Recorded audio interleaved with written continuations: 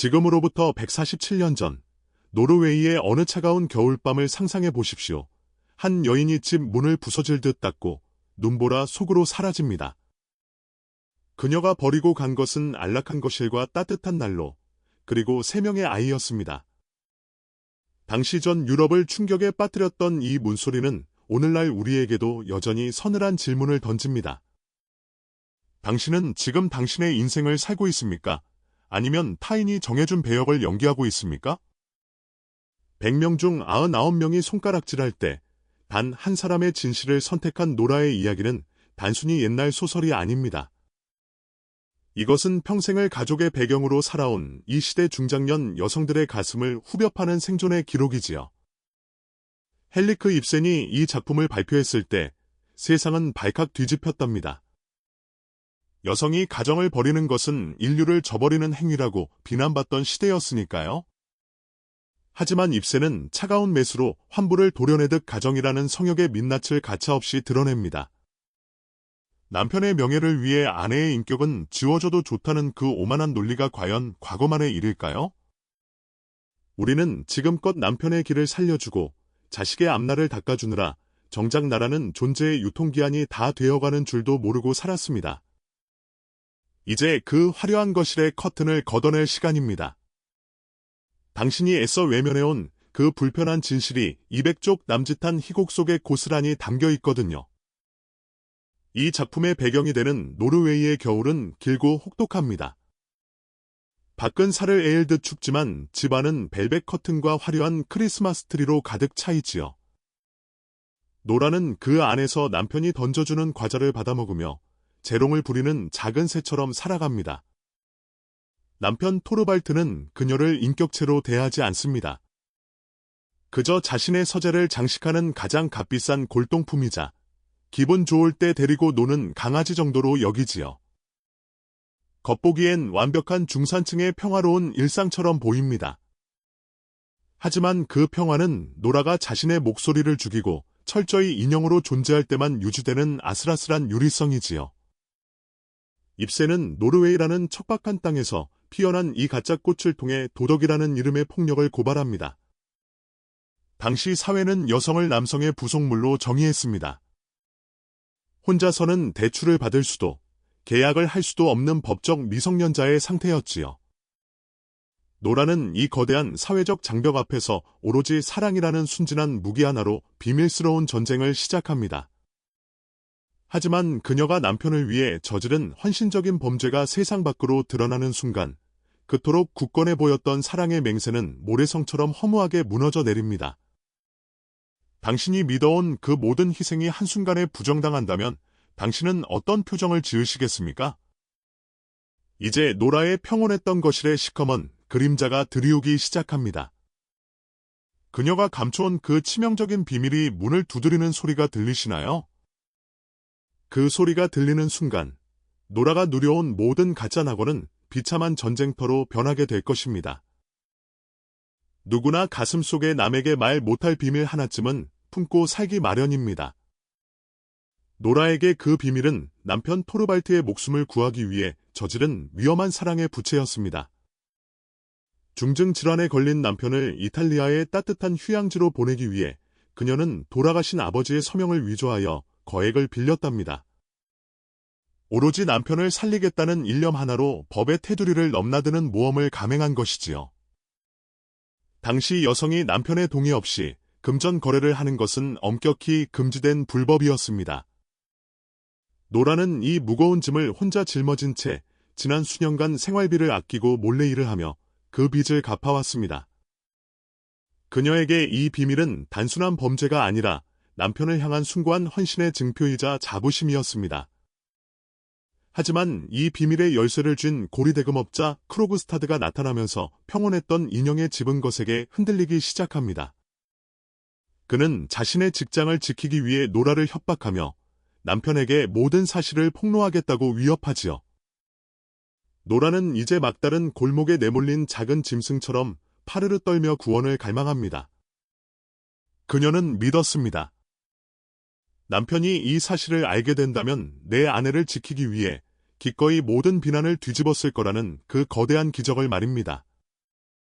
우리도 살면서 그런 기대를 품지 않습니까? 내가 이만큼 희생했으니 위기의 순간에 남편이 나의 방패가 되어줄 거라는 그 애틋한 믿음 말이지요. 노라는 남편의 눈을 돌리기 위해 평소보다 더 화려하고 기괴할 정도로 격정적인 타란텔라 춤을 춥니다.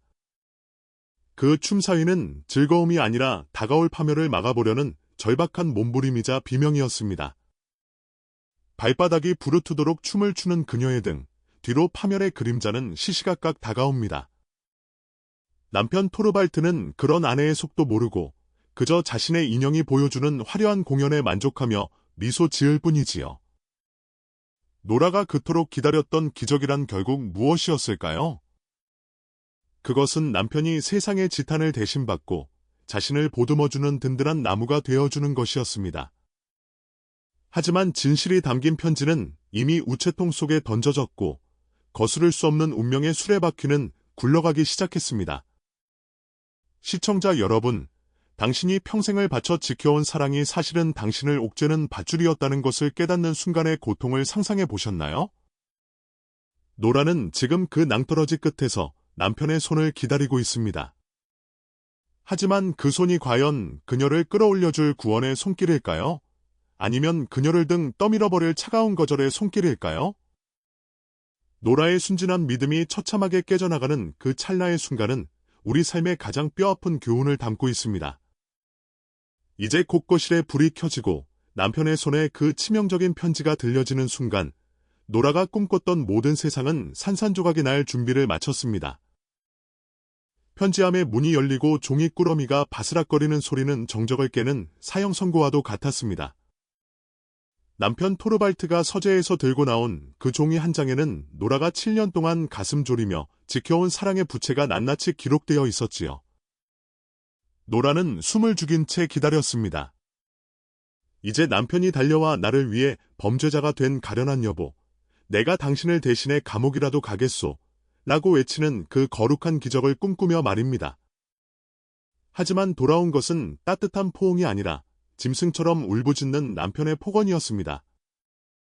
그는 노라를 향해 사기꾼이며 파렴치한 선동가라고 소리를 지르며 자신의 명예가 짓밟혔다고 분노를 쏟아냅니다. 당신이 우리 아이들을 교육할 자격이 없으니 이제부터는 껍데기뿐인 부부로만 살자며 차갑게 선을 긋는 그의 모습은 가히 충격적이었지요. 사랑이라는 이름 아래 겹겹이 쌓아 올린 신뢰의 성벽이 단 몇 초 만에 모래성처럼 무너져 내리는 순간이었습니다. 시청자 여러분, 평생을 바친 배우자가 위기의 순간에 나를 지키기는커녕 자신의 체면만을 걱정하며 비수를 꽂는다면 당신은 과연 어떤 심정이겠습니까? 노라는 그 찰나에 깨달았습니다. 자신이 사랑한 남자는 고결한 성자가 아니라 오로지 타인의 시선과 사회적 지위에만 목을 매는 비겁한 겁쟁이였다는 사실을 말이지요. 그런데 그 순간 기묘한 소동이 일어납니다. 고리대금업자가 마음을 바꿔 차용증을 돌려보낸 것이지요. 이제 법적인 처벌도 사회적 파멸도 모두 사라졌습니다. 그러자 남편 토르발트의 태도는 눈 깜짝할 사이에 180도 바뀝니다. 오, 나의 노라. 당신을 용서하겠소. 다시 나의 귀여운 종달새로 돌아오구려 이라며 천연덕스럽게 미소를 지으며 다가옵니다. 방금 전까지 아내의 인격을 난도질하던 남자가 아무 일도 없었다는 듯이 다시 인형놀이를 시작하려는 모습은 그야말로 소름 끼치는 광경이었습니다. 하지만 노라의 눈빛은 이전과 같지 않았습니다. 그녀는 화려한 파티복을 벗고 수수한 일상복으로 갈아입으며 남편에게 앉으라고 명령합니다. 7년의 결혼 생활 동안 단 한 번도 진지하게 마주 앉아 대화한 적이 없다는 사실을 비로소 마주하게 된 것이지요. 노라는 이제 타란텔라 춤을 추던 가련한 인형이 아닙니다. 그녀는 자신이 한 번도 이 집의 주인이었던 적이 없으며 아버지가 물려준 인형을 남편이 이어받아 가지고 놀았을 뿐이라는 비참한 진실을 차분하게 읊조립니다. 남편이 제공한 안락함이라는 사탕발림에 속아 자신의 영혼이 텅 비어버렸음을 깨달은 여인의 목소리는 그 어느 때보다 단단하고 차가웠답니다. 결혼이라는 이름의 견고한 울타리가 사실은 자신을 가두는 창살이었다는 사실을 깨달은 노라의 눈빛은 이제 차갑게 가라앉았습니다. 남편 토르발트는 여전히 정신을 차리지 못한 채 아내와 어머니의 신성한 의무를 운운하며 그녀를 주저앉히려 들지요. 하지만 노라의 대답은 얼음 송곳처럼 날카롭고 단호했습니다. 나에게는 그보다 더 신성한 의무가 있어요. 그것은 바로 나 자신에 대한 의무예요. 이 문장은 당시 가부장제 사회의 심장을 관통하는 선언이었습니다. 그녀는 자신이 이 집에서 8해 동안 낯선 남자와 살며 새 아이를 낳았다는 사실에 몸서리칩니다. 남편이 제공한 안락한 소파와 맛있는 과자가 사실은 자신의 영혼을 좀먹는 마약이었음을 비로소 직시하게 된 것이지요. 시청자 여러분, 평생을 가족의 그림자로 살다가 문득 거울 속에 내가 낯설게 느껴진 적은 없으신가요? 노라는 지금 그 낯선 자신과 마주하며 인생에서 가장 고독하지만 가장 찬란한 홀로서기를 결심합니다.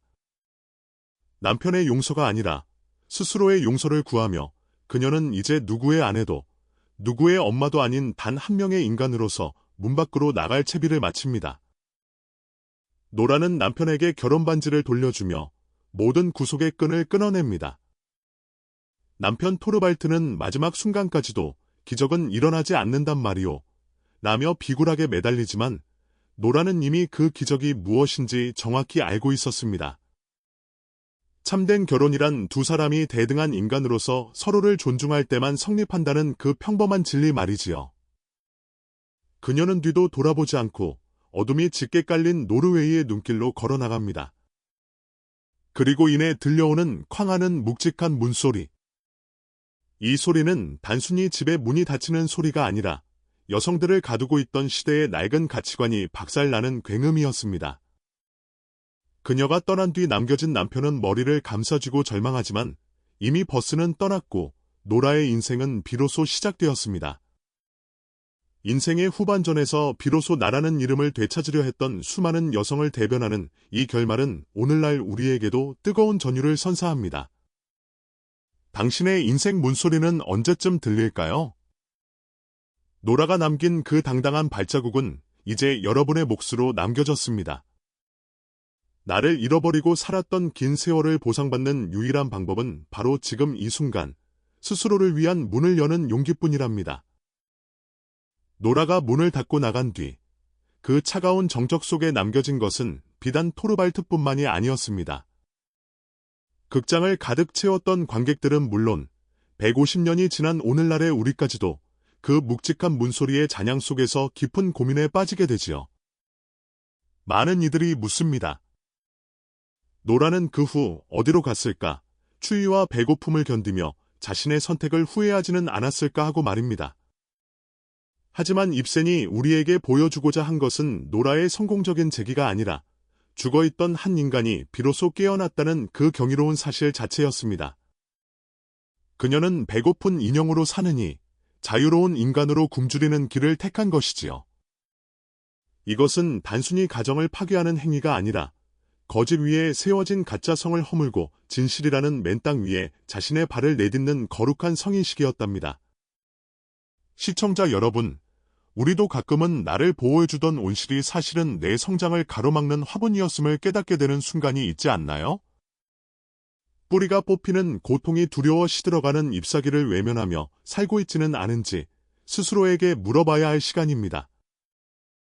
이 작품이 오늘날 중장년의 길목에 선 우리에게 유독 아프게 다가오는 이유는 우리 안에 수많은 노라가 살고 있기 때문입니다. 자식의 성적표가 나의 성적표라 믿고 남편의 승진이 나의 성공이라 믿으며 수십 년을 인형으로 살아온 세월 말이지요. 하지만 인생의 오막에 들어서서 우리가 마주하는 진실은 결국 나 자신뿐입니다. 노라가 던진 나는 나 자신에 대해 공부해야겠어요. 라는 말은 백발이 성성한 나이가 되어서도 우리가 결코 포기해서는 안 될 삶의 숙제이지요. 이제 거실에 촛불을 끄고 넓은 세상으로 나가는 문고리를 잡으십시오. 그 문을 여는 것은 가족을 버리는 것이 아니라 가족 안에서 매몰되었던 진짜 나를 구출하는 일입니다. 내가 바로 서야 내 곁의 사람들도 비로소 인형이 아닌 인간으로서의 나를 사랑하게 될 테니까요. 노라가 닫고 나간 문소리는 끝이 아니라 당신의 인생이라는 진짜 막이 오르는 신호탄이었음을 잊지 마십시오. 오늘 밤 당신의 마음속에는 어떤 문소리가 울려 퍼지고 있습니까? 노라가 떠난 후 남겨진 텅 빈 거실에는 깨진 유리 조각 같은 침묵만이 감돕니다. 토르발트는 아내가 돌아오기를 간절히 기도하며 문 쪽을 바라보지만 사실 그는 노라가 왜 떠났는지조차 온전히 이해하지 못했을 것입니다. 그는 노라를 사랑한 것이 아니라 노라를 사랑하는 자신의 자상한 모습을 사랑했기 때문이지요. 이 비극적인 어긋남은 현대의 부부관계에서도 여전히 반복되는 슬픈 자화상입니다. 우리는 종종 상대방을 있는 그대로의 인격체로 바라보는 대신 내가 정해놓은 틀에 맞춘 인격으로 박제해버리곤 하니까요. 중장년의 나이에 접어들어 부부 사이가 서먹해지는 이유는 어쩌면 수십 년간 서로의 진짜 얼굴이 아닌 각자가 씌워준 인형의 가면만을 보고 살았기 때문일지도 모릅니다. 입새는 이 잔인한 진실을 통해 우리에게 묻습니다. 당신의 곁에 있는 사람은 당신의 소유물입니까? 아니면 당신과 함께 길을 걷는 독립된 영혼입니까? 이제 그 숨막히는 역할극의 무대 조명을 끄고 서로의 맨얼굴을 마주해야 할 시간입니다. 노라가 쾅 하고 닫은 그 문소리는 사실 남편 토르발트에게도 구원의 신호였습니다. 아내가 인형으로 살기를 거부하는 순간 남편 또한 아내를 소유해야 한다는 강박적인 가장의 굴레에서 벗어날 기회를 얻은 것이니까요. 인형의 집이 무너져야만 비로소 인간의 집이 지어질 수 있다는 이 역설적인 진리는 우리 삶의 모든 관계에 적용된답니다. 자녀를 내 꿈의 대리인으로 삼거나 남편을 내 경제적 안전벨트로만 여겼던 그 모든 인형 놀이를 멈출 때 우리는 비로소 진짜 사랑을 시작할 수 있습니다. 헨리크 입센이 던진 이 뜨거운 화두는 단순히 여성 해방을 넘어선 인간 전체의 해방을 노래하고 있습니다. 당신의 인생 산막이 저물고 이제 사막의 막이 오르려 합니다. 노라처럼 과감하게 문을 열고 나가는 용기가 아니더라도 적어도 내 안의 인형을 직시하는 것만으로도 변화는 시작됩니다. 150년 전 노라의 발걸음이 오늘날 당신의 거실까지 닿기를 바랍니다. 그 발자국 소리를 따라가다 보면 비로소 당신이 잃어버렸던 가장 소중한 보물인 나 자신을 만나게 될 테니까요. 노라가 떠난 빈자리에 남겨진 것은 단순히 한 여인의 부재가 아니라 그동안 가정을 지탱해온 가짜 평화의 파편들입니다. 남편 토르발트는 아내가 던지고 간 우리는 서로에게 낯선 사람이라는 말의 무게를 감당하지 못한 채 서재의 어둠 속으로 침잠하지요. 중장년의 우리에게 이 장면이 유독 서늘하게 다가오는 이유는 평생을 바쳐 일궈온 가정이 한순간에 남남의 집으로 변할 수 있다는 공포를 건드리기 때문입니다. 우리는 자녀가 대학에 가고 남편이 퇴직을 앞둔 시점에서야 비로소 깨닫곤 합니다. 서로의 취향과 상처, 그리고 깊은 고독에 대해 얼마나 무지했는지를 말이지요. 노라가 거실에 램프를 끄고 나간 것은 어쩌면 그동안 눈을 가리고 있던 기만의 불빛을 끈 것이나 다름없습니다. 이제 어둠 속에서 각자의 진실을 마주해야 할 시간이지요. 당신의 거실에도 혹시 대화라는 이름의 독백만이 공허하게 울려 퍼지고 있지는 않나요? 입새는 노라의 실종을 통해 우리에게 가장 가까운 타인과 화해하는 법을 묻고 있습니다. 이 작품의 진정한 비극은 노라가 집을 나갔다는 사실이 아니라 그녀가 나갈 때까지 아무도 그녀의 영혼이 굶주리고 있다는 사실을 알아채지 못했다는 점에 있습니다. 토르발트는 노라에게 경제적 풍요와 사회적 지위를 주었지만 정작 그녀가 갈구했던 동등한 인격체로서의 존중은 단 1g도 허락하지 않았지요. 이것은 마치 화려한 새장에 갇힌 새에게 금가루를 뿌려주며 행복하냐고 묻는 것과 같습니다. 노라는 그 금가루를 털어내고 거친 숲으로 날아가기를 선택했습니다. 150년 전의 이 선택은 오늘날 황혼 이혼이나 졸혼을 고민하는 수많은 중장년 여성의 심장 박동과 맞닿아 있습니다. 단순히 헤어짐을 권장하는 것이 아닙니다. 껍데기뿐인 관계를 유지하기 위해 내 영혼을 제물로 바치는 짓을 이제는 멈추라는 준엄한 경고이지요. 당신이 지금 지키고 있는 그 성벽이 당신을 보호하는 보루입니까? 아니면 당신을 서서히 말라 죽게 하는 무덤입니까? 노라의 발자국 소리는 이제 당신의 거실 문턱을 넘어 당신의 심장 깊은 곳을 두드리고 있습니다. 이제 노라가 닫고 나간 그 문소리의 마지막 진동이 우리의 심장에 닿았습니다. 100명 중 99명이 무모하다고 말할 때 그녀는 왜 그 안락한 감옥을 박차고 나갔을까요? 노라가 눈보라 속으로 들고 나간 작은 가방 안에는 금은보화 대신 단 하나, 자기 자신이라는 가장 무거운 자산이 들어 있었습니다. 그녀는 남편 토르발트가 던져주는 안락함이라는 달콤한 사탕이 자신의 영혼을 당뇨병처럼 갉아먹고 있었다는 사실을 비로소 인정했답니다. 중장년의 우리에게 노라의 이 마지막 뒷모습은 단순히 가출이 아니라 내 삶의 경영권을 타인에게서 회수하는 당당한 주주총회와도 같습니다. 그동안 우리는 자식의 성공에 일희일비하고 남편의 기분에 내 하루의 날씨를 맞추느라 정작 내 마음의 기상도는 들여다보지 못했지요. 하지만 노라는 말합니다. 타인의 인정보다 소중한 것은 내가 나를 가엾게 여기고 일으켜 세우는 자존의 힘이라고 말이지요. 노라가 떠난 뒤 인형의 집은 무너졌지만 그 폐허 위에는 비로소 진짜 인간이 살 수 있는 터가 닦였습니다. 그녀는 이제 누군가의 종달새나 다람쥐가 아닌 자신의 이름을 가진 단독자로서 거친 세상을 유영하기 시작할 것입니다. 200쪽 남짓한 이 짧은 희곡이 150년을 살아남아 오늘 우리를 울리는 이유는 우리 모두의 마음속에 아직 닫지 못한 문 하나씩이 남아있기 때문이지요. 그 문은 누군가를 버리고 떠나는 문이 아닐지도 모릅니다. 그것은 나를 억압하던 과거의 관습과 결별하고 오로지 나로서 당당하게 세상과 마주 보겠다는 의지의 문이지요. 시청자 여러분, 당신의 인생 팔장은 어떤 문소리로 채워지고 있습니까? 혹시 아직도 남의 눈치를 보며 문고리만 만지작거리고 있지는 않나요? 노라의 용기는 특별한 영웅의 전유물이 아닙니다. 오늘 아침 거울을 보며 애썼다. 이제는 너로 살아라라고 나에게 건네는 그 따뜻한 위로 한마디가 바로 노라의 문소리니까요. 늦은 밤 조용하게